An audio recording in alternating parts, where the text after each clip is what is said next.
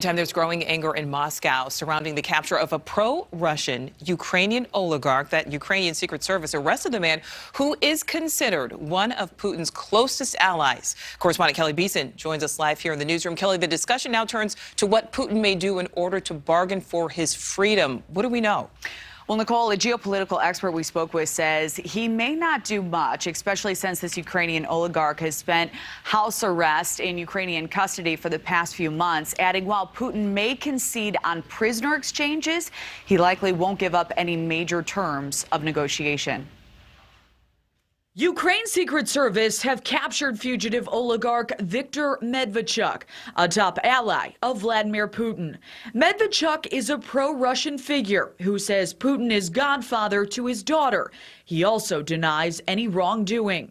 The oligarch had been under house arrest since last year on treason charges, but escaped shortly after Russia launched its invasion of Ukraine.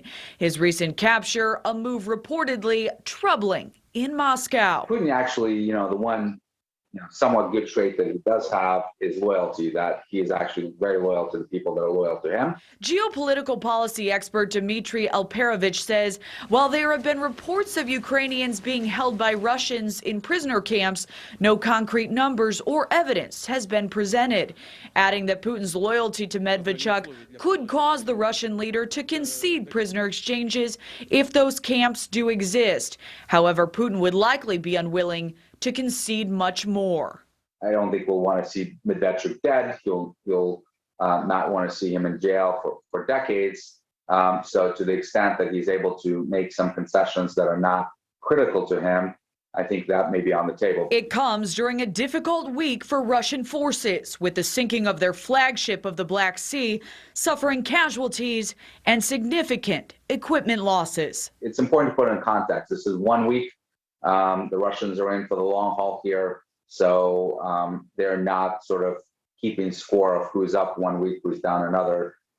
They know that this is going to take time, and Putin appreciates at this point, certainly, that this is going to be a very costly war.